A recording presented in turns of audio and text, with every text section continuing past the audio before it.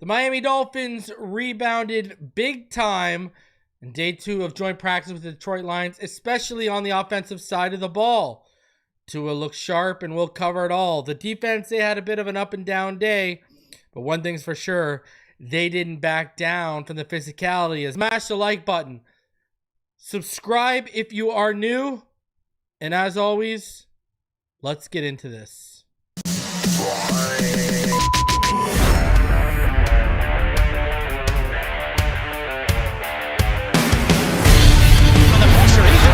Loses the football. Touchdown! Got it! You have got to be kidding me. Jalen Waddle has a Dolphin touchdown. And he will score! Field down the near side, that open. Touchdown!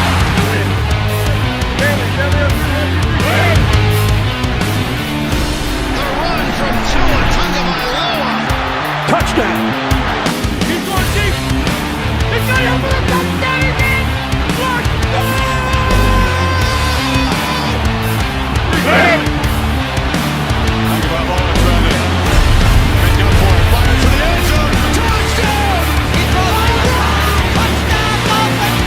Beautiful day to be a Dolphin fan. Let's go!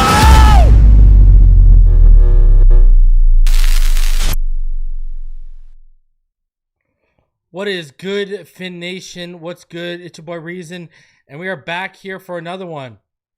Appreciate all of you coming through on this episode. We got a lot to discuss, that is for sure.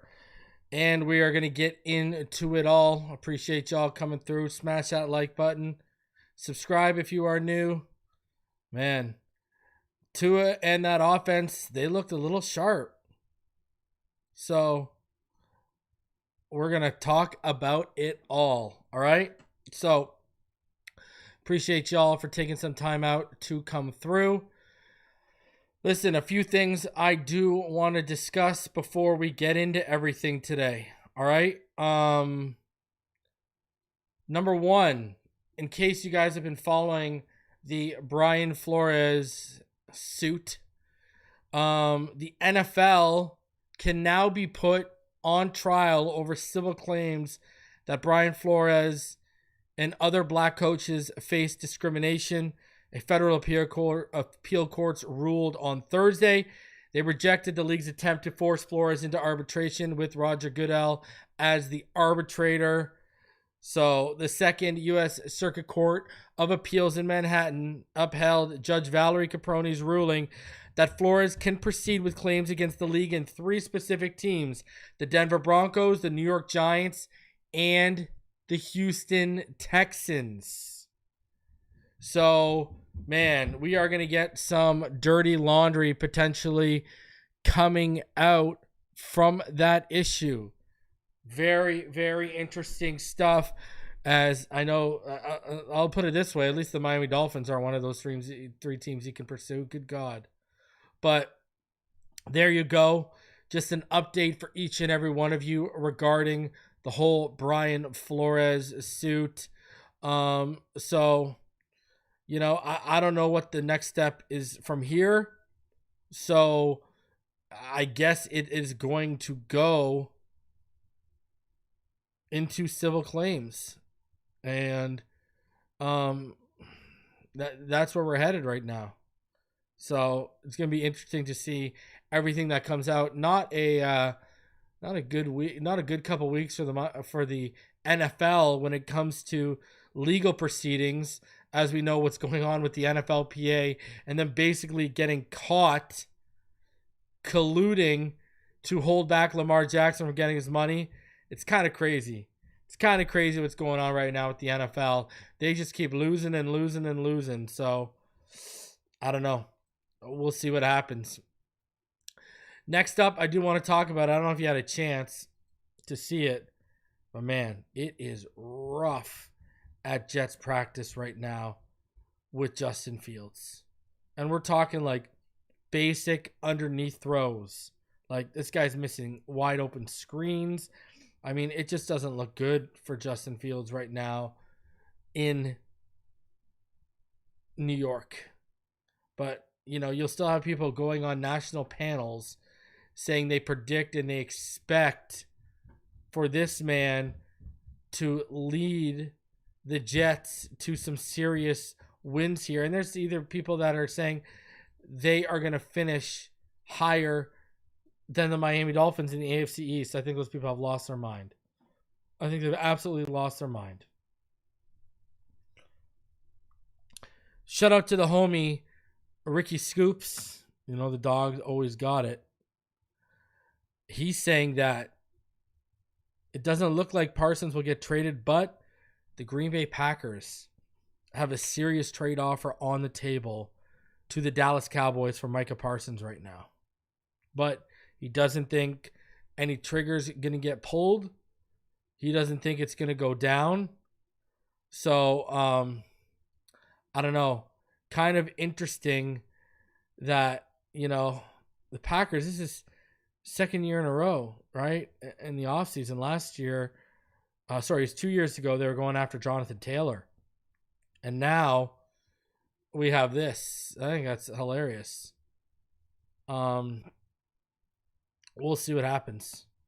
And also Peter Schrager, if you didn't have a chance to see the clip, man, he was on he was on NFL Live on ESPN, and he basically said this season could go one of two directions. It could be pure lightning bolts and they just go off and it's them against the world, or it's going to go in the opposite direction.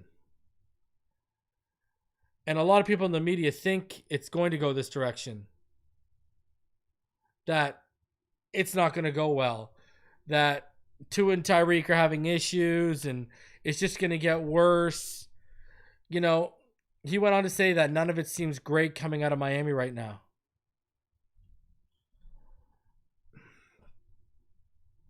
But he also did say what we've been trying to tell the doom and gloomers, the chicken littles of the fan base. He also said, I've been doing this long enough where you got to wait for the regular season. Let's wait and see till week 1 against the Indianapolis Colts. And that's basically what I've said. I joint practices, sure, they matter a lot more than when you got, in-team scrimmage drills. But at the end of the day, what's going to matter the most is week 1 against the Colts. It's just, I don't know. This is literally where we are with the Miami Dolphins and their fan base.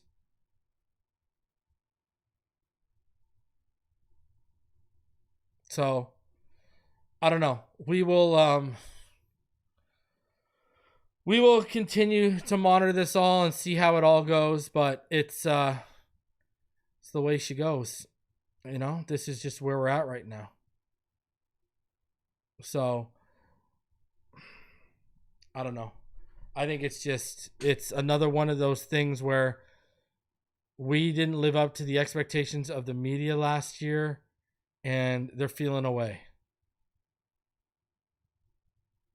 So, we'll see how it goes. All right, we will see how it all goes. All right. Next, I think I'm gonna be honest with you. I know you guys are having audio issues. I think it's actually YouTube. I don't think it's my issues here because my mic has been working fine just over here if I've been going in and out. I actually think it's YouTube. So, I don't know. Yesterday, we had no mic issues whatsoever when we went live. So, I honestly think it might be YouTube. So, all right. But that said, let's keep it going. We are going to go over joint practice today. We got a lot to cover. We got a lot to talk about. All right. So let's get into all of this. All right. Yeah. Give YouTube a strike. I'll try. So here we go. let's start off with the first news of the day. The Miami Dolphins, they placed Jermaine Ifedi on the injured reserve list. I mean, let's be real here. Let's be real here, okay? Does it really matter? The guy was so bad. He was so bad. On the flip side, they went out and signed Yodny Cajuste. And I know some people are kind of high on Yodny here, but to me, I mean, what can you say? I mean, this is just not, I mean, let's be honest here. As a Dolphin fan, as someone who watches the game, what do I think Yodny Cajuste is really going to do? What do I really think Yodny Cajuste is going to do? All right. I mean, let's be real here. All right. I thought Ifedi was on the PUP list, physically unable to block. Yeah. Literally physically unable to perform from what we saw. But what are we expecting from Yodny Cajuste? I mean, hey, then again, in the same breath, it's not going to take much to look better than what Keon Smith looked like on the weekend, or Larry Borum has looked like against Aiden Hutchinson all week. Let's be real here. It's really not going to take much, is it? So, you know, now I know he's got a little bit of an injury history.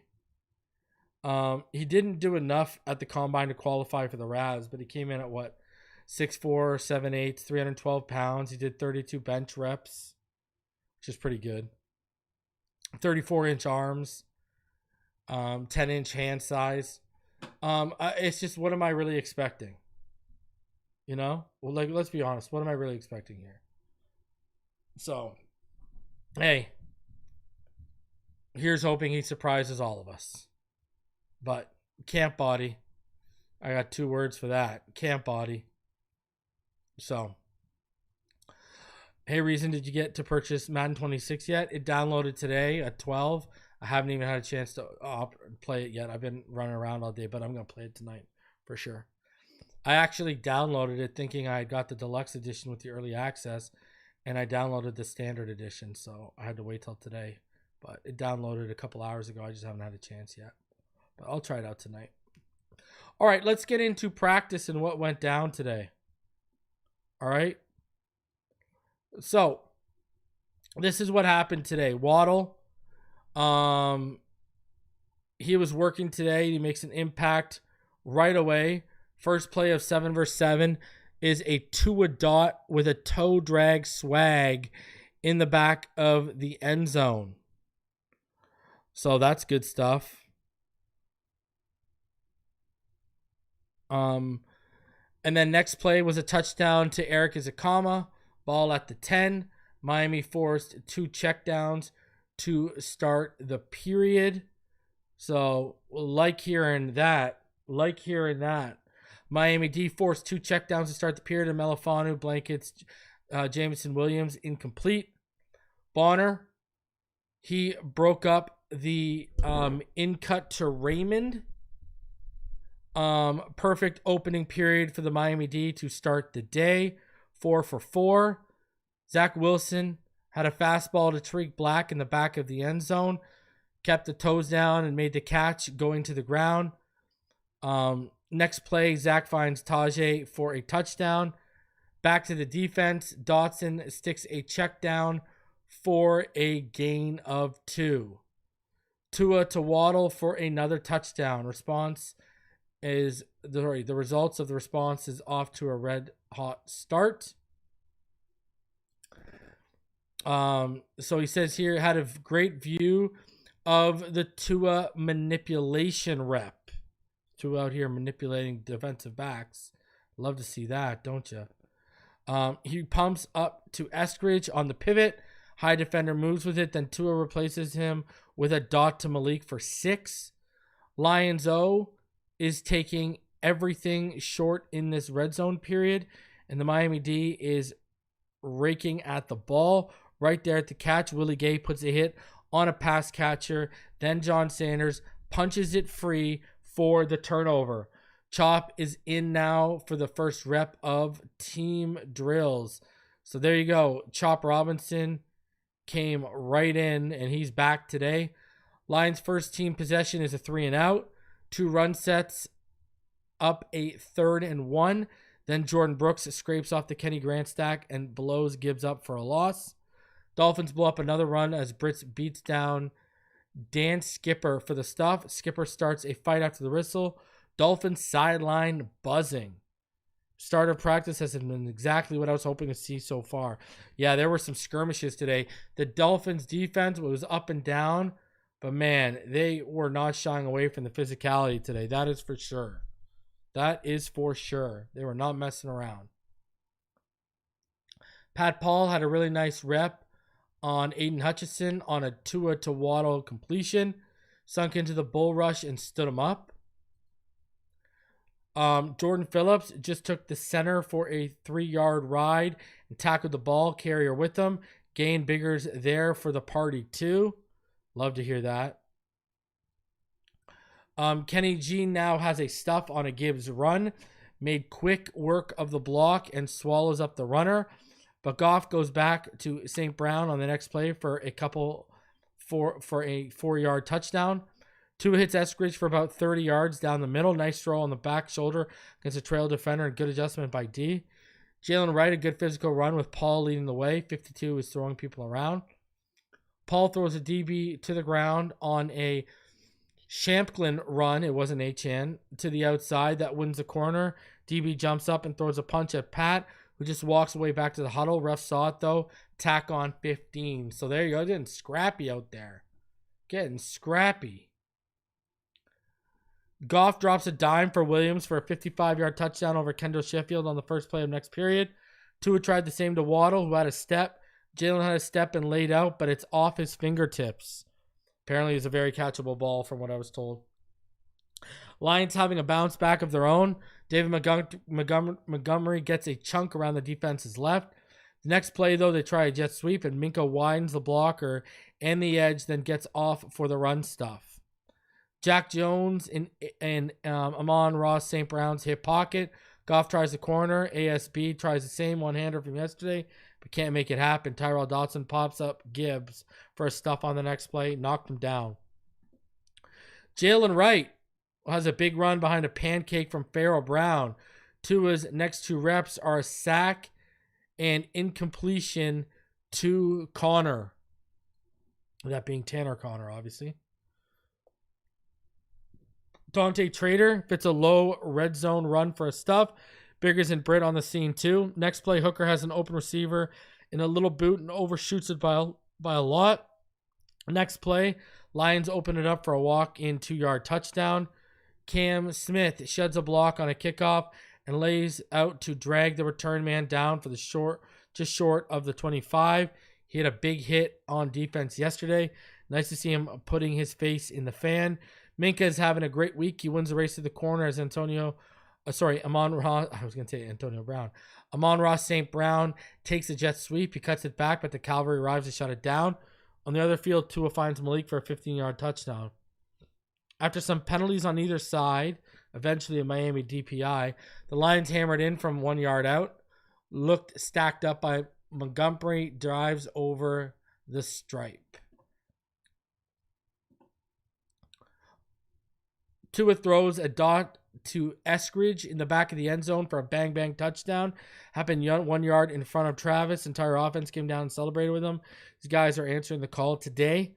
Zach rips one to Theo Weiss for about 20, inbreaker between 2 lines. Aaron Shamplin takes a wide run and drops his shoulder to power across the goal line. Keon Smith, the key block, 5-yard score. Brunskill, Keon, and Jackson Carman create a convoy for Mike Boone on a screen, and he waltzes in from 3 yards out. Storm Duck nearly picks off a Goff throw to the corner. He felt the vertical throw from the short area, peeled off and broke it up. Lions convert a 3rd and 4 after the Duck pass breakup, then kill the clock. Minka has a sack on 2nd down.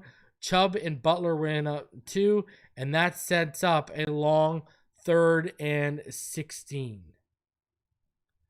And then finally here, Goff completes to ASB to move the chains. There were bodies all around Goff, and Dotson looked like he had a break on the ball, but he just missed. Goff and ASP's rapport looked like they're in midseason form. Lions try the end zone on the last play, and Ife Melifonwu dives out on it for the breakup. Offense's turn now. 4th and 7 here in the end of game period for Miami. To his pass to Tariq Black is incomplete. Defender was there early, but no flag, and that'll do it. Nice bounce back day for the Fins. I mean, look at this. Let's be real here, okay? No Tyreek, and they got Tariq Black, but they got Tariq Black working with the one, so they're clearly trying things out. But the big takeaway there is whether it's 7-on-7s or 11-on-11s, the offense clearly bounced back today against the Detroit Lions. That is clearly evident. So Jalen Waddle, from what I was told, he should have had that football. I talked to someone who was there, and actually I talked to someone who was there, and then I talked to someone who had someone there as well. And yeah, you should have had that. Aminka, I heard, was the best player for the Miami Dolphins today. So yeah, we'll see. But Malik Washington and Eskridge, D. Eskridge is getting looks. D. Eskridge is getting a legitimate look in this offense right now. So we'll see how this all stacks up. Farrell Brown, I'm told, had a good day. Tanner Connor had a good touchdown in red zone work, but the offense was clearly back today, and we're getting into what Aaron Brewer said later today. I'll show you what he said, and I mean, I'm not the only one thinking they had that bounce back. The defense, though, they did have an up and down day. Melifonwu was jaw-jacking his former team, and there were a few skirmishes today for sure. So the defense, up and down day, but they made sure not to back down from the physicality. So this is what the Miami Herald said about today. This were their observations on the Lions' final possession. Jared Goff hit tight end Shane Zalatra for a 6-yard gain. Mike Hilton broke up a deep ball to Khalif Raymond. Goff ran 4 yards for a first down, but Minka Fitzpatrick sacked Goff on the next play on a blitz. After Goff spiked the ball to stop the clock, he then completed a 21-yard pass to Amon-Ra St. Brown. Then he hit Jameson Williams for 7 yards, but Miami forced a field goal in that position, which ended practice. Tua Tagovailoa, who was very sharp early in the day, threw an incomplete pass to begin one late practice possession, then threw behind Eskridge on a 3rd and 7. Tagovailoa then threw incomplete on 4th down to Tariq Black, though the Lions easily could have been called for pass interference on the play. Storm Duck, trying to hold on to his starting job, had a pass breakup, but the defense lapsed soon after on a 3rd and 16 connection from Goff to St. Brown. But Dolphins safety Ifeatu Melifonwu then broke up a Goff throw to the end zone. Melifonwu was fired up, for this. He was fired up for this. Mike Hilton committed pass interference against St. Brown. Don't like that. And Brown caught the ball anyway. But Fitzpatrick sacked Goff about 15 minutes later. Dolphins didn't get much pressure on Goff on Thursday. Here's how the Dolphins did in late practice. Zach Wilson led possession. Wilson hit Andrew Armstrong, who used his strong hands to grab the ball over a Lions defender. And Armstrong both need to be very good in the next 12 days to make a case to stick on the 53-man roster. And they said Weiss has had a strong camp. The Dolphins' new running backs then entered. Alex Champlin had a 2-yard run. Mike Boone took a screen from Wilson and ran 2 yards for a touchdown. Also in that sequence, Keon Smith aided Champlin on a 5-yard touchdown run. Let's see you do it in the game, Keon. How many receivers are they going to keep? I think they keep 6. Here's how the Dolphins did in red zone drills with the starters. Tagovailoa hit right end Tanner Connor for 7 yards. Brian Branch then stopped Jalen Wright for no gain on a run. Alex Enzelion, a Lions linebacker, pulled out before tackling Tagovailoa, who threw the ball to Malik Washington, who broke a tackle and ran it 10 yards into the end zone. That was followed by a false start by the offense. Tagovailoa then hit Malik Washington, who was hit hard by Branch. From 11-11 drills involving Detroit's offense, Williams caught a deep ball on Dolphins cornerback Kendall Sheffield. Running back for the Lions, David Montgomery, lowered his head into Fitzpatrick on a run play, but both players escaped unharmed. Lions running back Sion Vaki ran up the gut for a 5-yard touchdown run. The Dolphins got lucky on one sequence where backup Miami defenders left tight end Zach Horton wide open, but Hendon Hooker missed it at the back of the end zone.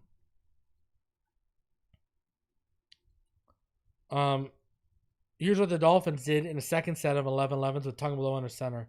Wright ran for a short gain. Tagovailoa hit Eskridge for a 20-yard post on Lions cornerback DJ Reed. Wright had a 4-yard run, and Tagovailoa hit Malik Washington for a 7-yard completion. Tagovailoa narrowly missed Jalen Waddle for what would have been a 55-yard touchdown.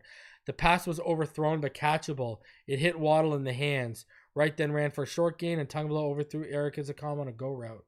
Wright showed burst on a 10-yard run, aided by a block from Farrell Brown. And Zelion had sacked Tagovailoa, who threw an incomplete pass on the subsequent play. And Izakama then dropped a short pass from a scrambling Tua Tagovailoa.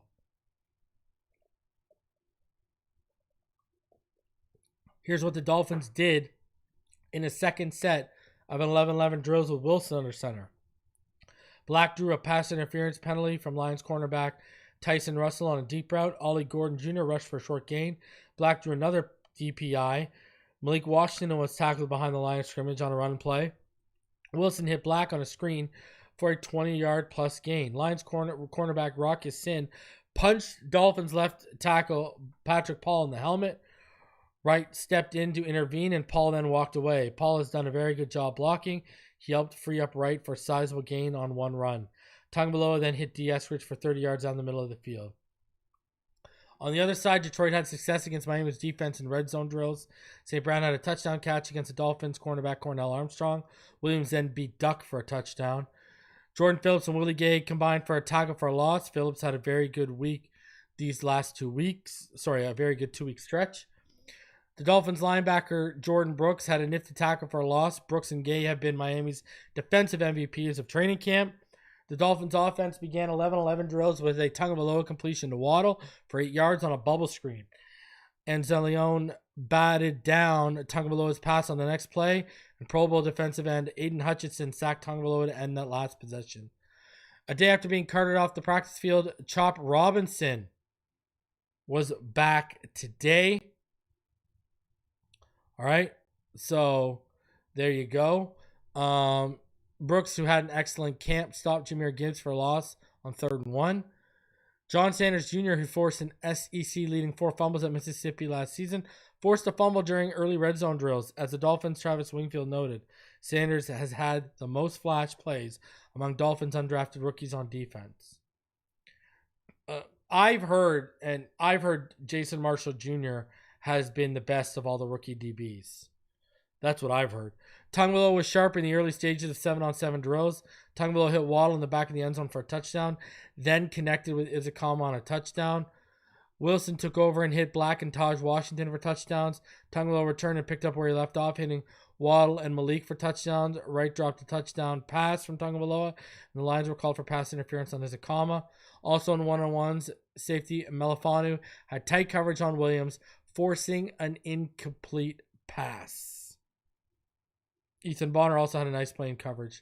Zach Sealer appears to be getting the practice off. He's wearing a baseball cap and not dressed in pads.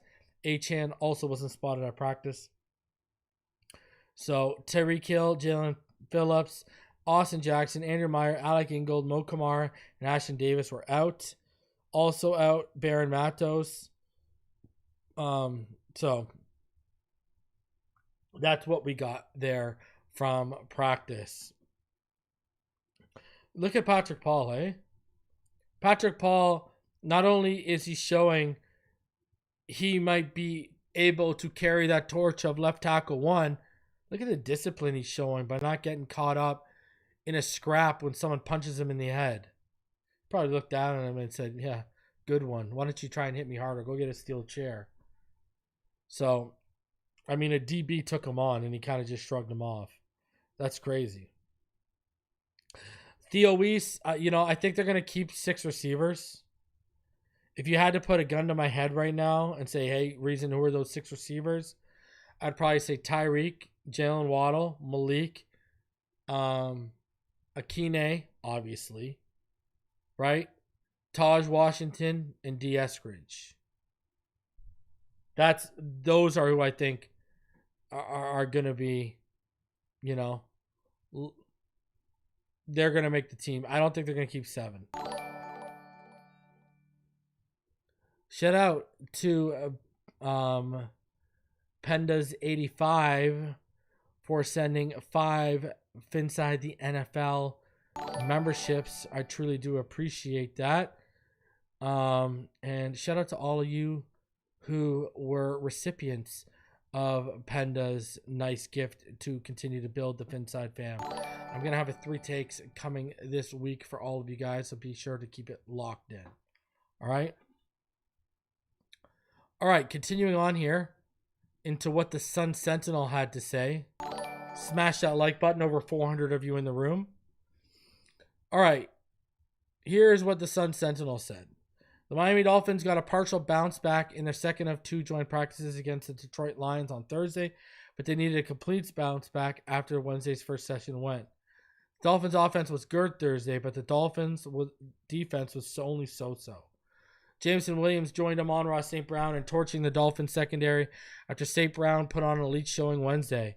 After quarterback Tua Tagovailoa called it frustrating how his offense couldn't get going against the Lions defense as he was forced into several sacks, throwaways, and dump-offs, Wednesday, the offense was on Thursday, the offense was much better. Eskridge made a highlight reel catch from Tagovailoa that had the Miami sideline erupt. He caught it by skying over DJ Reed, formerly of the Jets, in the back of the end zone. Aaron Brewer said, "That had me juiced, not going to lie. That had me turned. Top of the head, that was a real blur. It was nasty." Well, the Dolphins defense still gave up a series of touchdowns against the Lions. Outside linebacker Bradley Chubb still felt there was an improvement in the process and how the unit has practiced. So, here's some observations. Chop Robinson was participating in one-on-one and team drills after Wednesday's injury scare. He tried to move once to the inside and got taken too far by Penei Sewell. Eskridge's touchdown was the top highlight for the Dolphins, and the catch, mossing Reed in the corner of the end zone, stamped a Dolphins response on that sideline of the ball that Miami walked away from the Lions facility with a signature moment over the 2 days. The Dolphins sideline erupted with many offensive teammates storming the corner of the field to celebrate with Eskridge, including wide receivers coach Robert Prince, exuberant for one of his players. But on the other field, there was a part 2 of the St. Brown show while Williams had his own big highlight. Jared Goff, who had mostly had a clean pocket behind his elite offensive line, hit Williams deep over the top for a long touchdown over Ifeatu Melifonwu and Kendall Sheffield.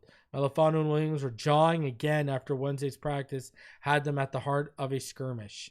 Williams also caught a red zone touchdown against Storm Duck. St. Brown had a touchdown against Cornell Armstrong from in close that was too easy with his separation. Williams was dancing in the face of Dolphins defenders after the play. Practice ended with both teams getting a 2-minute drill opportunity down 4 to score a touchdown. The Detroit drive ended with Melifonwu, the former line safety, making the game-winning pass breakup on a final Goff throw in the end zone with 2 seconds left. Goff connected with St. Brown on a 3rd and 16 to keep the drive going. Tyrell Dodson thought the ball coming right to him in the zone defense would be an interception, but St. Brown came swooping in over the deep middle on his route. Minkah Fitzpatrick split a sack on Goff early in that drive with Matthew Butler. It was a rare instance of pressure from the Miami front. Duck had a pass breakup against Khalif Raymond early in the possession. Tagovailoa went 4 and out. The Dolphins went 4 and out on their drive without Hill nor Waddle. On 3rd and 7 for Tagovailoa, he threw behind Eskridge, who couldn't one-hand it. The final 4th down had Tagovailoa throwing it to Tariq Black. It's questionable on whether there was a DPI flag that should have been thrown, but the Dolphins didn't get the call. The Lions offense got going on the ground too. Jahmyr Gibbs and David Montgomery each had big runs going to the right side, which is manned by Sewell. Montgomery came through the middle with a head of steam, lowering himself into a collision with Fitzpatrick. Both players appeared to be okay. Jordan Brooks shot a gap very nicely for a 3rd down tackle for a loss on a drive that started with Lions backed up and pushing forward on 1st and 2nd down. Brooks was also upset with teammates on a touchdown surrender to Montgomery, where there may have been miscommunication or he was picked. Jordan Phillips, Willie Gay combined for a tackle for loss on Jacob Sailors. The Dolphins sideline erupted. Kenneth Grant also made a stout run stop. There was a quick scuffle Thursday. Dan Skipper was seen with his helmet off. Willie Gay, KJ Britt looked to be in the thick of it. Tagovailoa and Zach Wilson had a fine 7-on-7 period. Tagovailoa hit Jalen Waddle for 2 touchdowns and also found Malik Washington and Eric Ezukanma in the red zone. Wilson threw 2 touchdowns, including 1 to Black. Multiple pass interferences were drawn in that period. Tagovailoa's possible 55-yard touchdown throw to Waddle, which is overthrown slightly, goes off Waddle's hands in what you could argue was a catchable pass. Patrick Paul got a good shot on Rock Ya-Sin, and Ya-Sin responded with a shot to Paul's helmet, retaliatory move that drew flags. He was torched in 7-on-7 work was Ya-Sin. With the Lions offense working against the Dolphins defense in 7-on-7, St. Brown had back-to-back short touchdowns from Goff, once beating Marshall to the corner and the other being Sheffield. Melifanu got the better of Williams early on when his tight coverage forced an incompletion down the right sideline. Goff nearly dropped another beautiful dime to St. Brown at one point. He just couldn't haul it in with one hand against rookie Jason Marshall. A few other O-line, D-line one-on-one observations. Quentin Bell moved his blocker back with a bull rush. Zeke Biggers showed an athletic swim move. Butler was locked up by Tate Ratledge. Aaron Champlin, running behind Keelan Smith, scored a 5-yard touchdown on a wide run. Champlin lowered his shoulder to get across the line. So fine blocking also from Smith, Jackson Carman, and Daniel Brunskill. A 2-yard touchdown on a screen from Wilson to Mike Boone. Both new running backs got into the end zone. Stock up, D. Eskridge had an outstanding touchdown reception over DJ Reed that excited the entire Dolphins sideline. Eskridge, who is earning a spot on the 53-man roster, has provided excitement as a wide receiver and a kickoff return, punt returner last week at Chicago in a 41-yard kick return and a 16-yard punt. Larry Borum, he's on stock down. He was going against Aiden Hutchinson, one of the league's best, but he surrendered a sack and numerous pressures on Thursday. The concern is Borum, who remains a backup to injured Austin Jackson, didn't show much improvement from Wednesday. The Dolphins must hope Borum's lack of adjustment isn't a common thread. Listen, they might be at the point where they got to trade for a backup offensive lineman here. Holy jeez. Now, D. Eskridge, I remember when we got him last year, I was super excited. I know, don't you guys remember that draft process? A lot of people, including me, were super high on Dwayne Eskridge coming out of college. Man, this guy's got all the tools. He just never really had an opportunity. Let's be real. Was he really ever going to jump? Was he really ever going to jump what they had in Seattle over there? Right? I mean, they had DK. Was he ever going to jump DK Metcalf? Like, let's be real here. We all knew that was never going to happen. All right? It was never going to happen. All right? So, and then, obviously, when you talk about, because D. Eskridge could also contribute on special teams, right? Problem with that is they had Tyler Lockett. Was he ever going to jump Tyler Lockett? No. Was never going to happen. All right? And then they went ahead and drafted Jackson Smith and Jigba a couple years ago. So, yeah, I was high on D. Eskridge, man. When we made that move, I loved the move. He's making the team, for sure. For sure. Like I said, I think 6 make this team. Tyreek, Waddle, Malik, Nick Westbrook, Akine is obviously going to make the team. D. Eskridge, and it looks like Taj Washington might make the team. So, and if they were going to keep a 7th, it'd probably be Theo Weiss, but I don't think they're keeping the 7th. So, see how it all works out. But like to see like to hear good stuff coming from D. Eskridge. That said, it'll be nice when we actually get our, Waddle back to full house and Tyreek out there. All right. Interesting article here from The Athletic. All right. And I recommend everyone get a chance to read this. So let's read some of this with you guys. All right. So this is from The Athletic. Inside Mike McDaniel's vision for turning around the Dolphins. Quote, everyone is depending on me. Mike McDaniel is big on growth. As the Miami Dolphins wrapped up a disappointing 2024 season, the coach was already starting to prepare for 2025. His Dolphins went 8-9, missed the playoffs for the first time in his 3 seasons, and extended the organization's drought to a 24th consecutive season without a postseason victory. They sprinkled in some bright spots, including a solid recovery from a 2-6 start that included another concussion for quarterback Tua Tagovailoa, and there was an outside chance to sneak into the playoffs down the stretch. However, bright spots aren't enough in the NFL. It was time for something more tangible. McDaniel sought a fix, so he asked team leadership during their exit meetings how they could grow and improve during his 4th season on a mission that his 6 consecutive head coaching predecessors failed to accomplish: win a playoff game. McDaniel and the Dolphins are collectively determined to find a unified vision and an improved culture. For me, the reps allowed me to understand the job more, McDaniel said. I understand more of my job being tailored to what people need. The job is hard. I definitely feel healthier, stronger, and overall the happiest in year 4. I do not get it twisted ever. It's very clear that everyone is depending on me to be better every single year. Everyone is depending on me to be my best. I'm not in the business of letting people down who depend on me. So what was the first step in ensuring year 4 would be better than a roller coaster year 3? And it was getting rid of distractions. Listen to this. McDaniel said 5 players. 5. Incurred half of the team's internal fines for distractions such as being late. So let's say the Dolphins were intentional about the players they wanted to retain this season, along with the kinds of players they wanted to that roster. They wanted to add to that roster. That is brutal. But what about Tyreek Hill?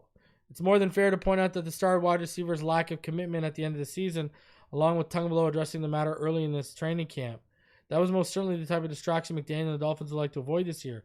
But there's reason to believe it's been left in the past. Perhaps the biggest reason is the Dolphins were always willing to make a splashy roster decision, never showed any genuine interest in moving Hill during the offseason, according to several high-ranking league sources. Beyond eliminating potential distractions, the next step for the 42-year-old coach, who was 28-23 in Miami, was to lean on the core players who guided them to a 6-2 stretch during the second half of the season. He empowered them to step up as leaders and establish the culture that they thought would yield better results. One of the most difficult things out of all of this is flipping 2-6 to 6-2, McDaniel said.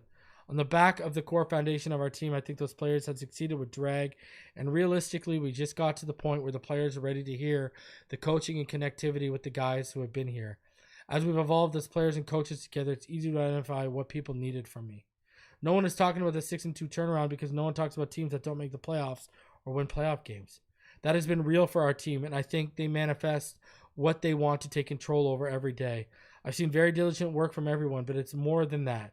You say over and over, teams are what matter. Teams are how you're successful in this league. Despite some significant changes this offseason, the Dolphins still have a star-powered roster with high-end talent, but McDaniel has learned that they can't accomplish their goals on the strength of a handful of players. They needed everyone locked in, not just on the same goal, but on the same journey to attain it. With a more like-minded roster, McDaniel doesn't have to manage his messages when talking to the room. The players stopped tolerating anyone who showed up late, and McDaniel gushed over their commitment to practice, both physically and mentally. He loves to hear about the way his players have intently focused on drills, even when they aren't participating, and how they all celebrate technique gains, not necessarily results.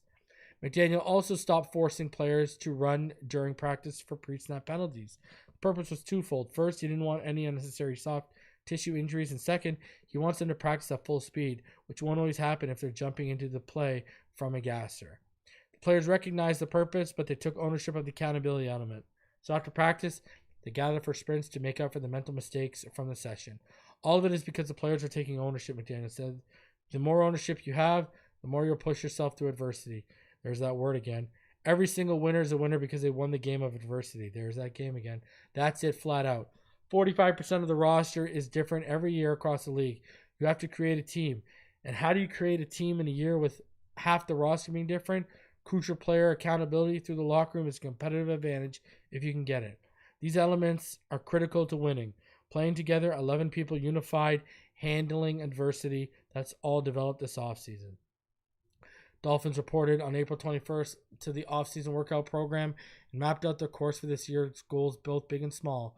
So when they're finishing their vice tackles with a strong two-handed touch or implementing a particular practice plan in August, it's because they had a total buy-in with the vision in the spring. Whether that'll materialize into postseason success or not, it's much too early to ever know. However, they're pushing through with growth and cohesion on their minds. It's been the most empathetic commitment to a cause and to each other from a team I've seen. McDaniel said, this is the time you win regular season games. This is the time you win playoff games. It truly is, because you set the standard for the way your team is going to operate together. You get to define what you want it to look like and how you want it to move and what you tolerate. It's been very fluid, very fun time, because I feel like the idea is to earn relationships with players so you can both completely keep it real with them and hold them accountable, but also inspire them and make sure they're inspired every day. The coach-player relationship is very healthy in that way. I don't know what I look like, but inside, I'm as healthy as I've ever been. I mean, I'm sure we could sit here, like, let's be real, right? I'm sure we could sit here and hazard a pretty good guess on some of these players that were causing distractions. You know, and let's keep it $150. Safe to say some of them are probably still on the roster, right? Right? Like, let's be real here. You know, it's probably safe to say that. You know, we can already see, if they're not on the roster anymore, I bet you 4 of them are gone. My guess would probably be Jalen Ramsey. I'd probably guess Jordan Poyer. I'd probably guess Javon Holland, because they were willing to give Minkah Fitzpatrick this kind of money, but not Javon Holland. Tyreek was probably there. You know, the 5th one, I don't know who the 5th one could be, but Ramsey, Tyreek, Poyer, and Holland probably make the most sense. You know? It just doesn't make, like, well, I mean, if they told me, hey, reason, it wasn't because he was a distraction. It was because he left his knees in MetLife 2 years ago. That's why we didn't re-sign Javon Holland. You probably wouldn't hear an argument from me. But the issue is, we know at least one of them is still around, and that's Tyreek. I mean, the guy was literally skipping practices in that final week against the Jets so he could work the cash register at his Soul Runner store. You know? That's why I'm saying, like, listen, first half of the season, the wheels fall off. I would be really worried about, I've said this the whole time, about Tyreek becoming a distraction. And maybe that's when they look to, you know, if the wheels are off, might as well go ahead and move him, you know, at the trade deadline. But the wheels would probably have to fall off for that. You know, Mr. Russell says, MJ Russell says in the chat, maybe the 5th was Cam Smith. That's a very good guess. So, Aaron Brewer, he talked after practice today. It's a short clip, but listen to what he said. What was your overall view of the offense today compared to yesterday? I feel like we came out there and dominated, competed. You know what I'm saying? Like, it just felt good seeing all the guys we out there celebrating together, having fun, and just playing with some passion. And you felt the energy today. It was contagious. So Aaron Brewer came away from practice today feeling the offense dominated the Detroit Lions defense. He says that energy was contagious. Let's keep that energy rolling into this preseason game. I'm going to be really interested to see how everything works out on Saturday. You know, and I'm going to be live on Saturday for that game, to live react to that game. All right. So make sure you keep it locked in. Let's go get another W. Let's go get a W. No more ties. So I'll be live at 1 p.m. for that game. Keep it locked in. All right. 415 of you in the chat. Smash that like button. Subscribe if you are new. I'm going to get out of here. Something breaks tomorrow, I will be back because they're off. If not, I'll see you Saturday, 1 p.m. Detroit Lions, Miami Dolphins preseason game. All right? Smash that like button. Fins up.